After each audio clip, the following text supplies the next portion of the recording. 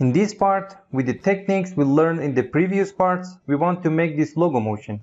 Before we explore this technique, it is better to familiarize yourself with the concept of reverse engineering in motion graphics, because sometimes it happens that you don't have an idea to make a motion graphics and you want to make something similar to motion we saw.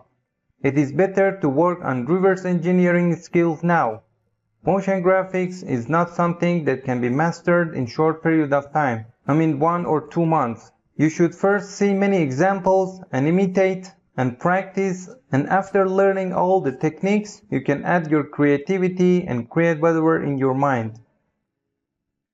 When you see a motion graphics on the internet, don't skip it easily. Download it and check it out and see what techniques were used to make it, and try to implement same in the After Effects. Open the video in After Effects and examine it frame by frame and see what techniques were used. In the coming chapter, I will introduce you a program that you can check the animations frame by frame.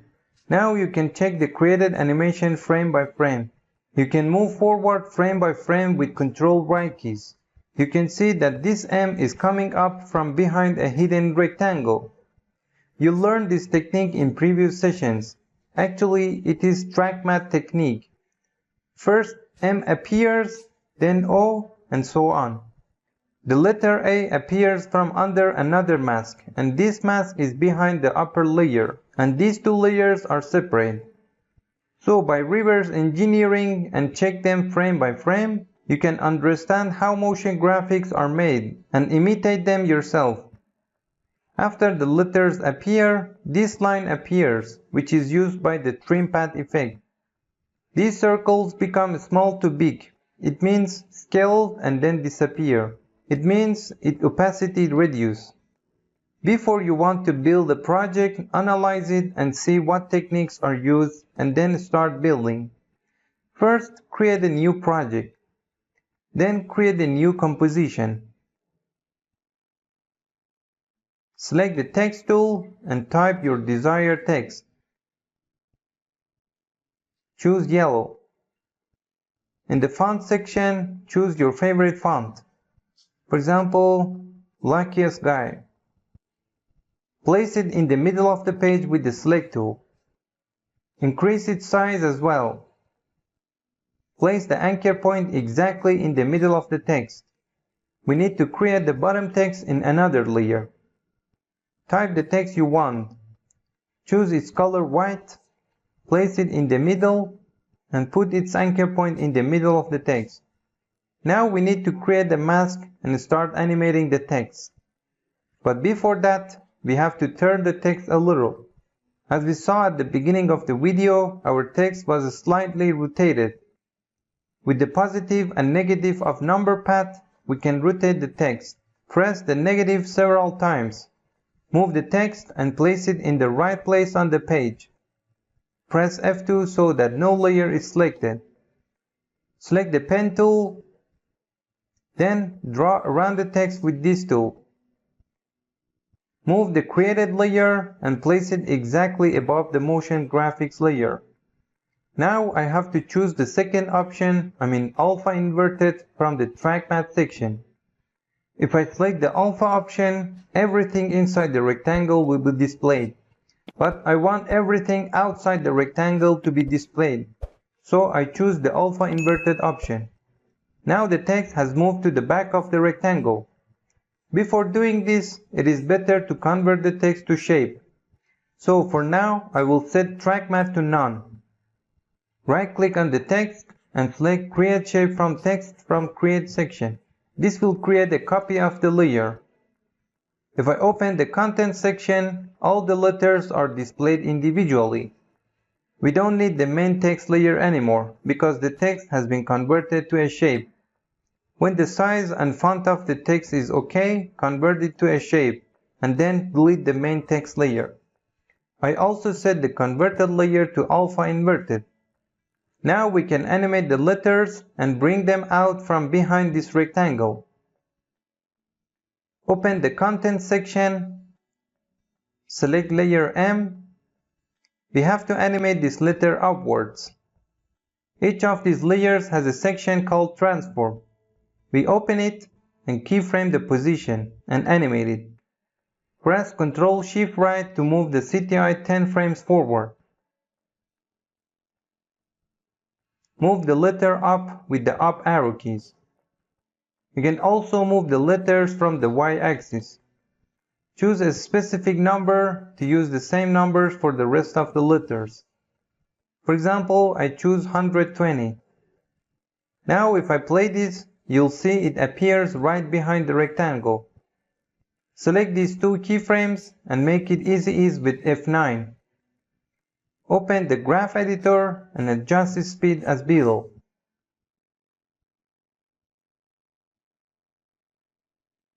Now we have a more attractive animation. So far we have animated one of the letters. We can copy and paste for the rest of the letters. Select these two keyframes and copy them with Ctrl-C. Click on Layer O.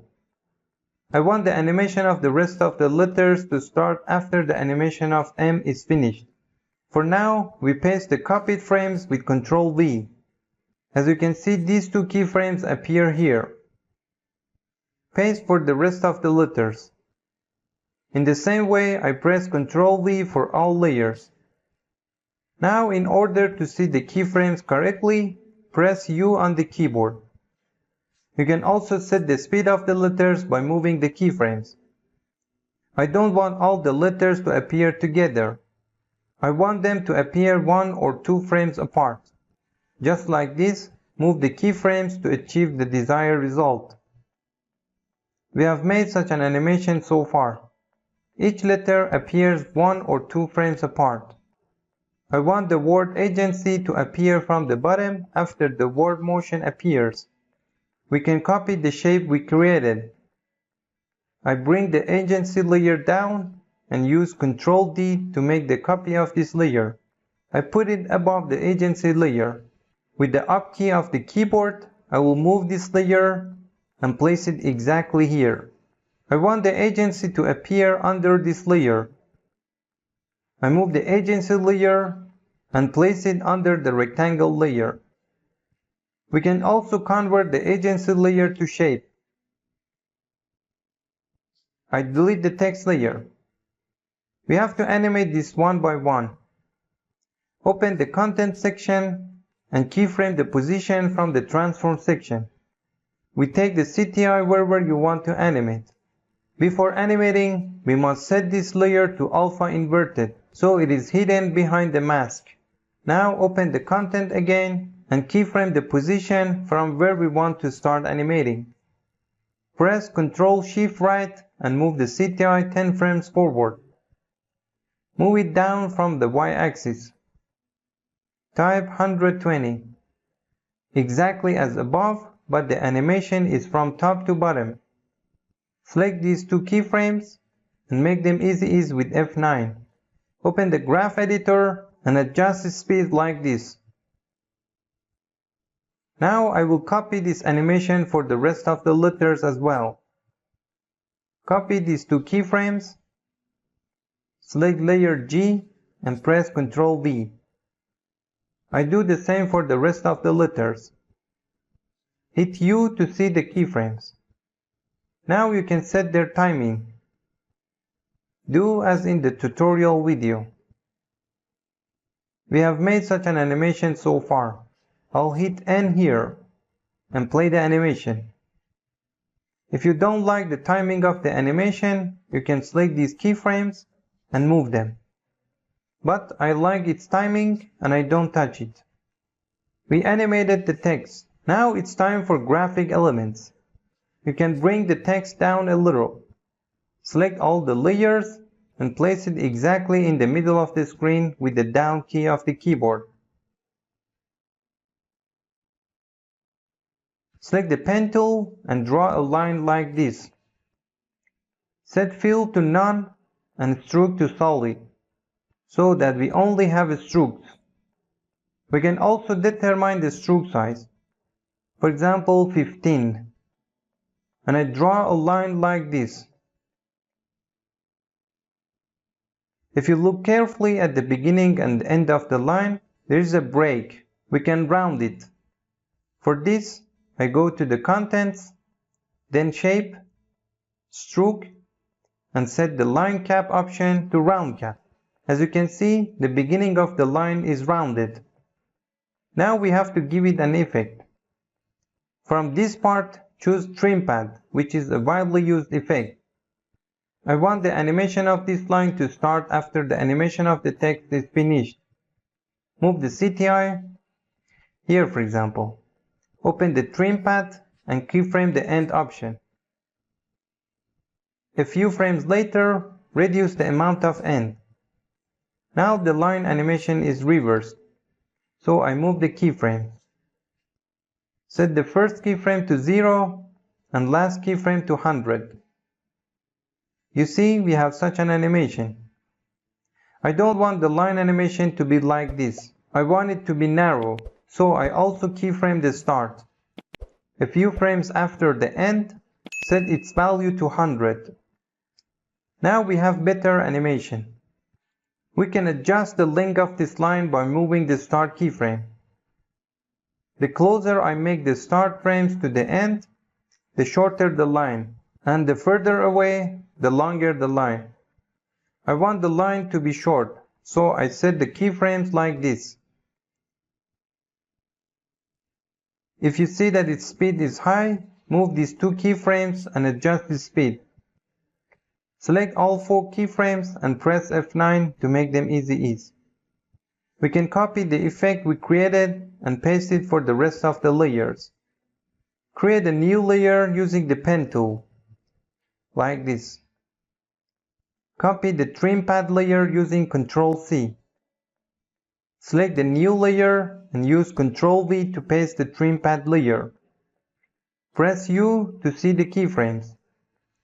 Now you can specify their timing or determine whether the line is short or long by moving the keyframes.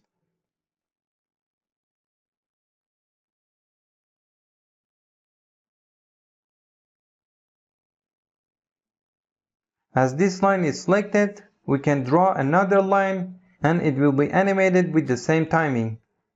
We can draw as many lines as we want in this layer and they all move together. Click on one of the keyframes to select all lines. Then draw another line.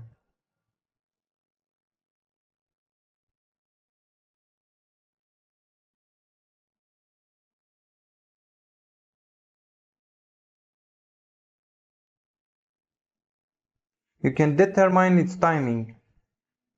If it happens slowly, move the keyframes closer. And if it happens quickly, move the keyframes apart. Well, the next effect is the circle effect that we want to animate from small to large. Select the ellipse tool and draw a complete circle by holding Shift. I only use the strokes. From the stroke part, we can animate the stroke width. I want the animation of the circle to start after the animation of the lines is finished. Here, for example, create the keyframe for stroke width. Press Ctrl+Shift right and move 10 frames forward and set the stroke width to 0.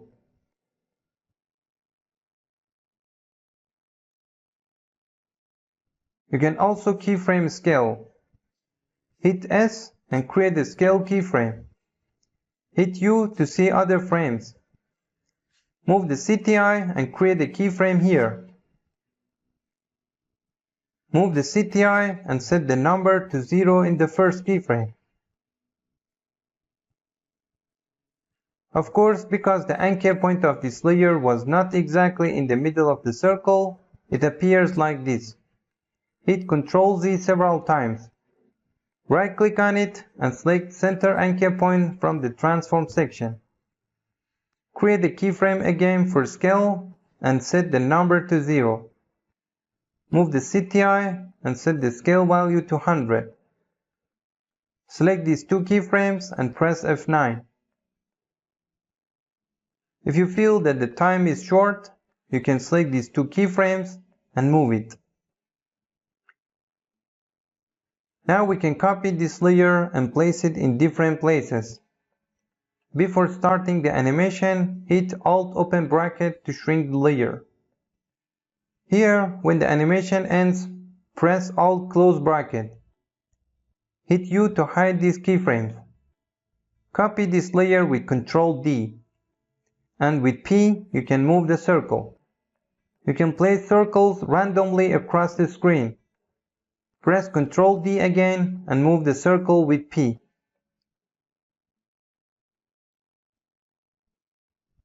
Repeat this and spread the circles throughout the animation. Ctrl D, then P. For now, we will copy these layers and spread them across the screen. Then we will specify the timing.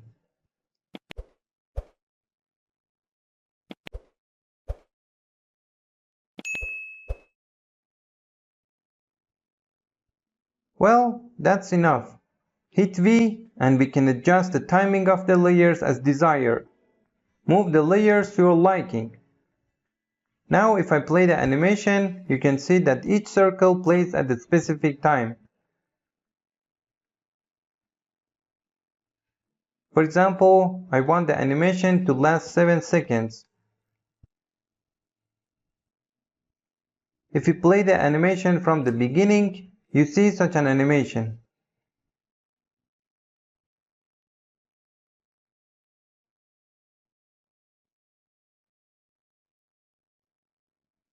We can also add the sound effect. I drag the sound effect and drop it in the After Effects. And I drop it inside the layer section.